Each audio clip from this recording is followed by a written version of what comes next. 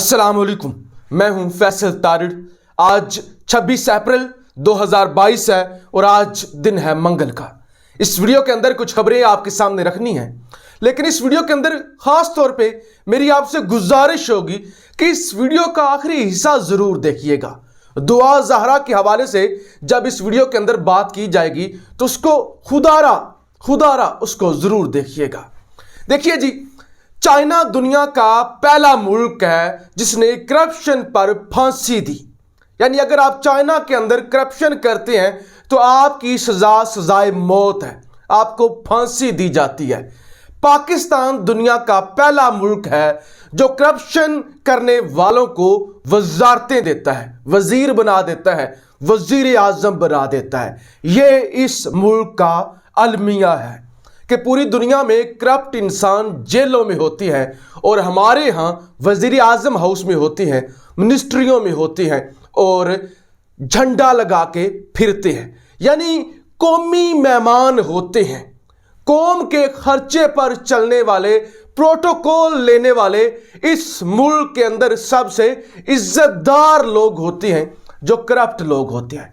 इससे नीचे तक एक दिहाड़ीदार मजदूर तक घटिया गलीज मैसेज जाता है कि इस मुल्क के अंदर अगर आप मेहनत करेंगे तो आप कुछ भी नहीं कमा सकेंगे। अब आज पीटीआई की जानिब से पूरे मुल्क के अंदर एहतजाज किया गया, पूरा मुल्क बंद किया गया। यानी कप्तान ने पहला ट्रेलर जो दिया है, पहला सरप्राइज ये दिया है कि इस्लामाबाद, लाहौर, गुजरांवाला, सियालकोट और बाकी जितने भी शहर हैं, जहां जहां पे भी इलेक्शन ऑफिस है, इलेक्शन कमीशन का दफ्तर है, वहां पे एहतजाज था और बहुत बड़े लेवल पर एहतजाज था। जरा सितम ज़रीफी और जुल्म देखिए कि डिप्टी स्पीकर ने इस्तीफे मंजूर किए, इस्तीफे भिजवाए इलेक्शन कमीशन को, लेकिन इलेक्शन कमीशन कहता है कि हम तक इस्तीफे पहुंचे ही नहीं है। और वो जनाब बाद में आने वाले स्पीकर साहब ने कहा कि हमने कलादम कर दिए हैं, हमने कैंसिल कर दिए हैं। ये हद होती है कि आप कहें कि हम तक इस्तीफे पहुंचे ही नहीं। एक और जुल्म देखिए कि वो मुनहरफ अराकीन, वो मुनहरफ लोटे, उनके खिलाफ कब से कानून बना हुआ है, पिछले 10 सालों से आर्टिकल 63 कि ये नाअहल होंगे। यार सारी जिंदगी के लिए नाअहल हूं या ना हूं, वक्ती तौर पे तो होते हैं ना। क्या इलेक्शन कमीशन ने उन पर कोई एक्शन लिया? लोटों के खिलाफ भी एक्शन नहीं लिया। हद होती है। और लोटों की आप जरा देखिए, जो कहते थे कि हमने सिर्फ इमरान खान को गिराना है क्योंकि हमारा जमीर जागा है, उसके बाद हम खुद ही इस्तीफा दे देंगे, और अभी तक इस्तीफा नहीं दिया।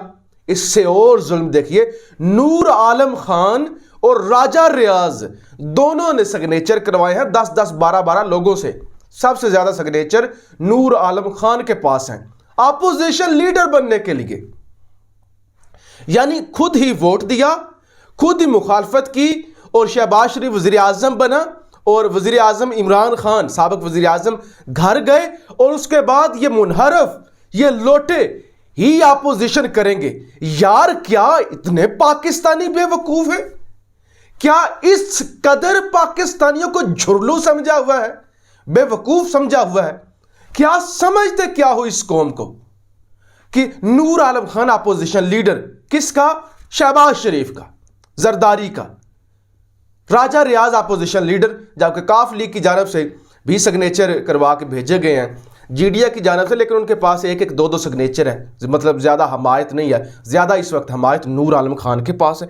तो ये तो सूरत हाल है कि ना इस्तीफे मंजूर किए गए, ना मुनहरफीन के खिलाफ कोई एक्शन लिया गया, ना कोई अगले इलेक्शन के हवाले से आप टाल मटोल से काम ले रहे हैं। यानी एक पूरी पार्टी बना हुआ इलेक्शन कमीशन, उसके खिलाफ जी आज भरपूर एहतजाज किया गया। यानी एक बड़े लेवल पर। अगर आप कहें ना कि कप्तान ने बैंड बजा कर रख दिया, तो आज बैंड बजाई गई है।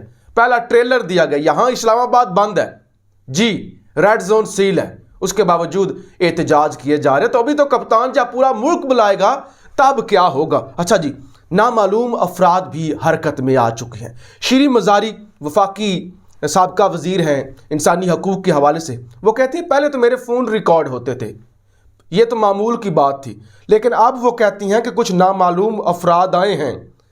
अच्छा, और नाटी बॉयज़, शरारती लड़के, नामालूम अफराद, वो कुछ डिवाइसेस लगा गए हैं ताकि मुझे ट्रेस किया जा सके। श्री मज़ारी कहती हैं कि आपके पास तो मेरा नंबर था, मैंने किधर भागना है, आप मेरी कॉल ट्रेस करते हैं, ये करने की क्या ज़रूरत थी। तो इस वक्त नामालूम अफराद भी एक्टिव हैं, FIA भी एक्टिव है कि जो भी इस सोई हुई कौम की गैरत जगाने की कोशिश करता है उसको जाके इंजेक्शन लगाओ, उसको जाके बताओ कि पुत्र जी औकात में रहें, आपको ज़्यादा उड़ने की ज़रूरत नहीं है, आपके पर काट दिए जाएंगे। तो ये इस वक्त हो रहा है। साथ ही गिरफ्तारियां भी हो रही हैं।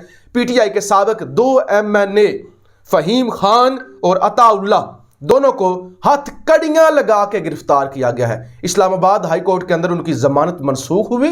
हथकड़ियां यानी शहबाज शरीफ जिस पर फर्द जुर्म आयद होनी है वो है वजीर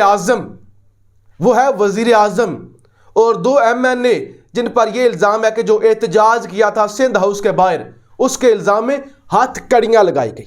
2 MNAs को हथकड़ियां लगा के जनाब ले जाया गया जेल के अंदर जब जमानत मनसूख हुई है। तो हद है यार कि आपने 80% काबीना के लोग वो लगा दिए जो जेलों के अंदर होने चाहिए, और दो MNAs को आपने गिरफ्तार कर लिया। तो इस वक्त गिरफ्तारियां भी जी बाकायदा शुरू हो चुकी हैं। अच्छा, इसके अलावा जी शहबाज शरीफ फिर भी इज्जत नहीं कमा पा रहे। पहले 777 बोइंग 777 तैयार कराया था, फिर मीडिया पे तनकीद की, बहुत ज़्यादा तनकीद हुई, हमने भी ट्विटर पर भी महाज संभाला, यहाँ आपको भी बताया। उसके बाद अब 80 सीटें करवाई गई हैं। 80 सीटें जो उम्रा करने जाएंगे यहाँ से सऊदी अरब के सरकारी दौरे पर, उसमें जनाब दूर के रिश्तेदार, करीब के रिश्तेदार, सारे नौकर चाकर, सहाफ़ी, टोकरा, हर चीज़ उसमें है, और वो सारे जनाब शहबाज शरीफ के साथ जा रहे हैं। लेकिन शेख रशीद कहते हैं ये चोर उम्रा करने जा रहे हैं। आप देखिएगा हरम में भी लोग इनके खिलाफ नारेबाजी करेंगे कि इंपोर्टेड हुकूमत नामंजूर, और नारेबाजी बाकी भी करेंगे कि ये चोर हैं, ये डाकू हैं। यानी हरम के अंदर जाके भी इन लोगों को इज्जत नहीं मिलेगी, हरम के अंदर भी जाके इनको चैन नहीं आएगा। यानी शहबाज शरीफ जिसकी किस्मत में बेइज्जती लिख दी गई होती है, जिसके नसीब में होती है, वो कहीं का नहीं रहता, और इस वक्त शहबाज शरीफ कहीं का नहीं रहने जा रहा है। ज़रा सोचें, एक बंदा उम्रा करने गया हुआ है और उसके खिलाफ नारे लग जाते हैं, तो क्या उसकी खुदा के घर भी जिसकी इज्जत ना हो, खुदा के घर भी। तो इस वक्त ये अभी तक की सूरत हाल है जनाब। गिरफ्तारियां भी हो रही हैं, नामालूम भी हरकत में हैं, लोग भी सड़कों पर हैं, और शहबाज शरीफ भी जो है वो धक्के खा रहा है। ज़रा अब बड़ा सीरियस हमारा टॉपिक है। दुआ ज़हरा ने जी पूरे पाकिस्तान को रुला दिया है। ख़ास तौर पे मैं अगर आपको ज़ाती तौर पे बताऊं तो आज सुबह उठते ही जब दुआ ज़हरा के हवाले से वीडियोस सामने आई, और उसकी वालदा की वीडियोस और सारे, क्योंकि इस केस को मैं फॉलो कर रहा था, तो इस मुल्क के अंदर ये मेरा आपका मसला नहीं है, दुआ ज़हरा के वालिद का ये मसला नहीं है, यानी ये किसी इंडिविजुअल का मसला नहीं है। दुआ ज़हरा सिर्फ महदी काज़मी की बेटी नहीं है, दुआ ज़हरा मेरी भी, आपकी भी, पूरी कौम की बेटी है। दुआ ज़हरा एक लड़की का नाम नहीं है, दुआ ज़हरा एक सोच का नाम है जो इस मुल्क के अंदर बदकिस्मती से जोर पकड़ती जा रही है।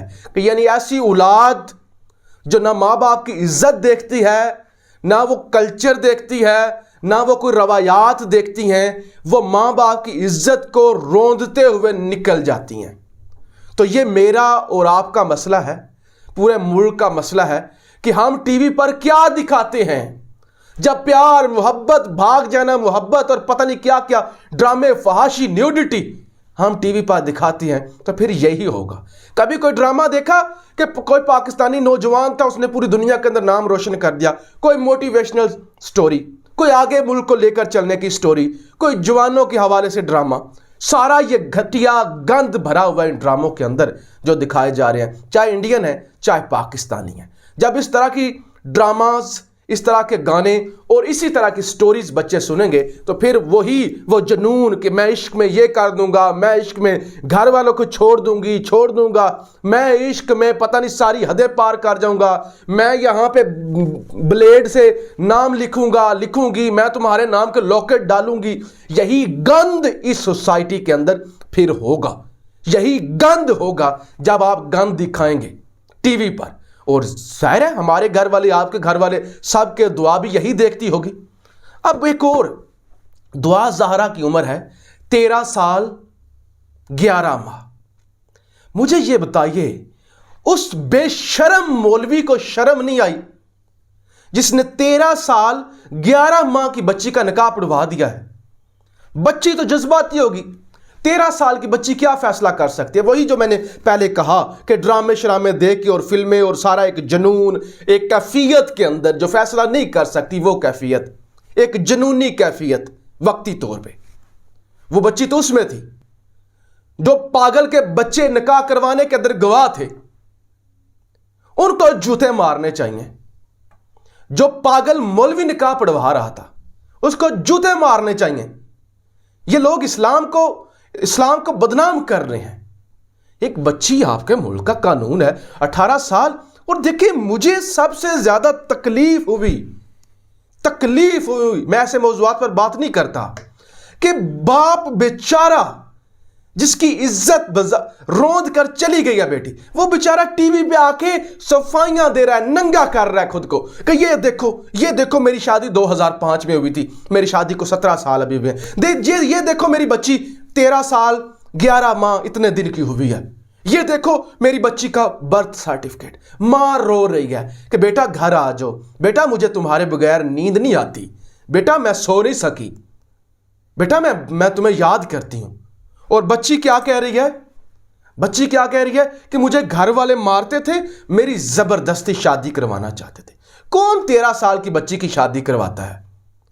यानी क्या इस मुल्क के अंदर हो रहा है कि वालिदैन बेचारे रुल रहे हैं। और दुआ ज़हरा का एक वाकया नहीं, एक और वाकया होगा निमरा वाला। और इस तरह के वाकयात इस मुल्क में होते रहेंगे जब इस मुल्क के अंदर यही घटिया कंटेंट दिखाया जाएगा। कोई मोटिवेशनल स्टोरी नहीं होगी, कुछ एथिक्स नहीं होंगे इस्लामी जमहूरिया पाकिस्तान के अंदर।